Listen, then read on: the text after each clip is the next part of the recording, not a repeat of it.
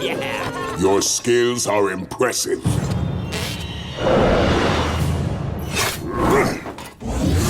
But they will not save you. Oh man, do you think that's the Shredder?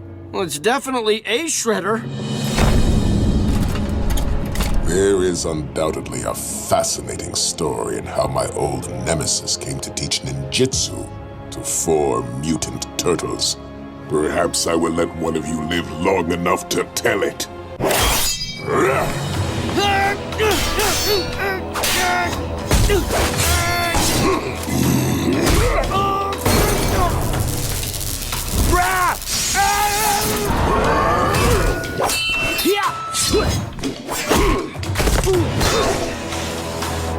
Leo!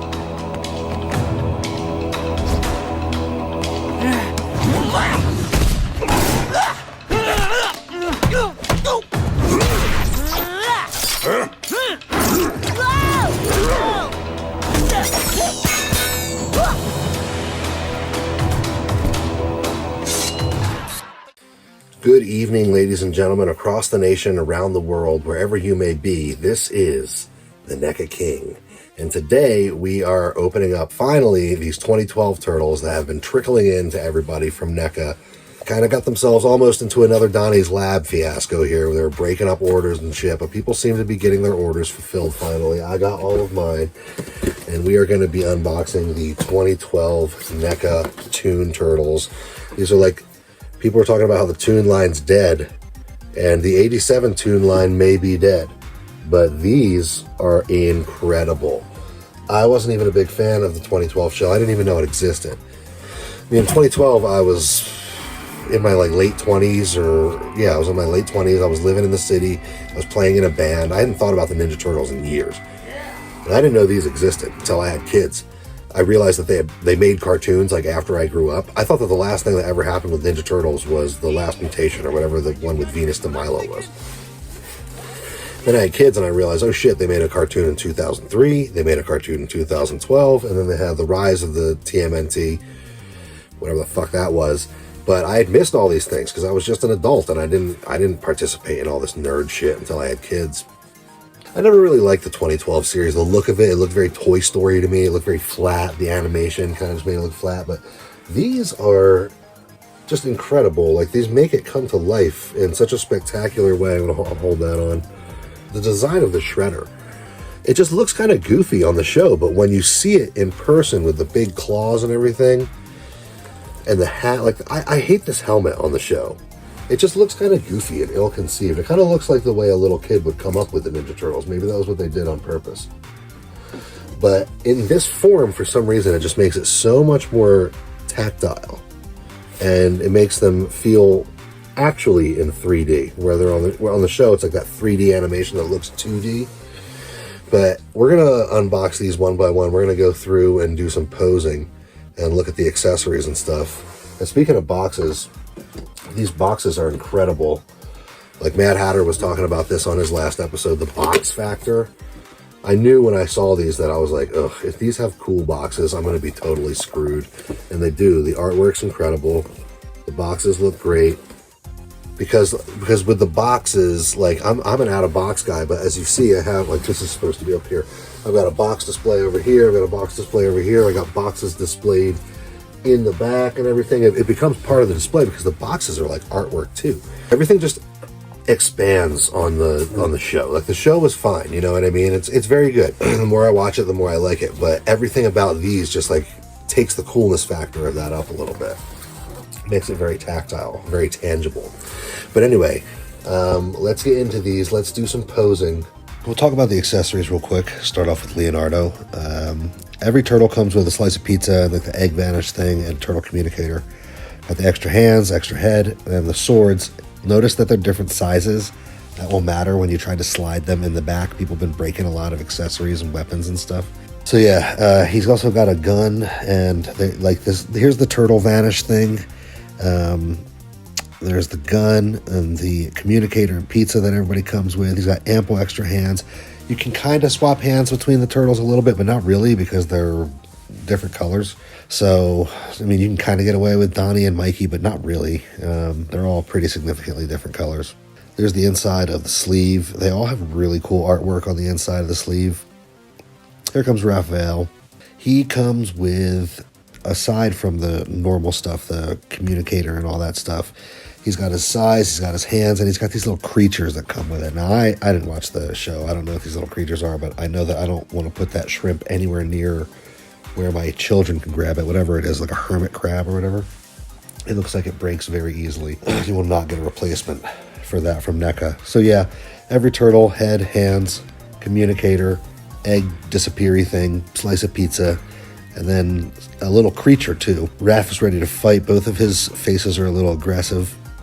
And then of course you got this badass heavy metal sleeve on the inside. Here comes Michelangelo. He's got the pizza cat or the ice cream cat, whatever it is. And then he's got, in addition to his nunchucks, he's got the, what is it? The bladed nunchuck thing. The ninja nunchuck, whatever the fuck you call that thing. Be very careful with the weapons. Everybody's been breaking shit. That's the QC issue with this, is like a little bit of paint and a little bit of breaking stuff. It's very brittle, very easy to break.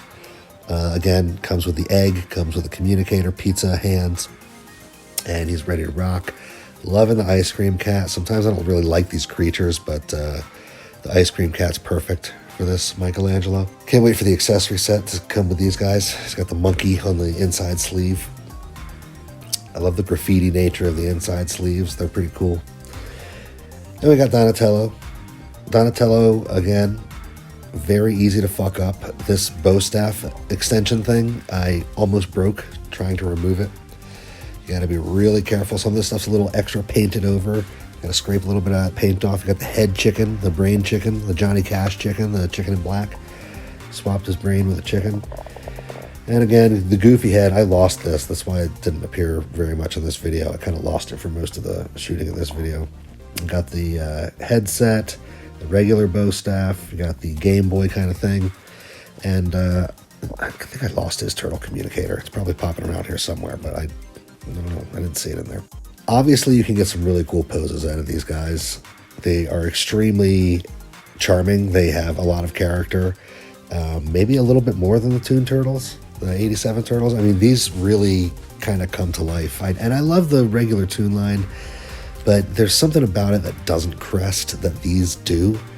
And it's in that kind of intangible area where you can't really explain what it is. They just kind of encapsulate something. I love Donatello's gadgets and everything. Be careful, again, with the bow staff and weapons. People have been breaking it, getting it in there.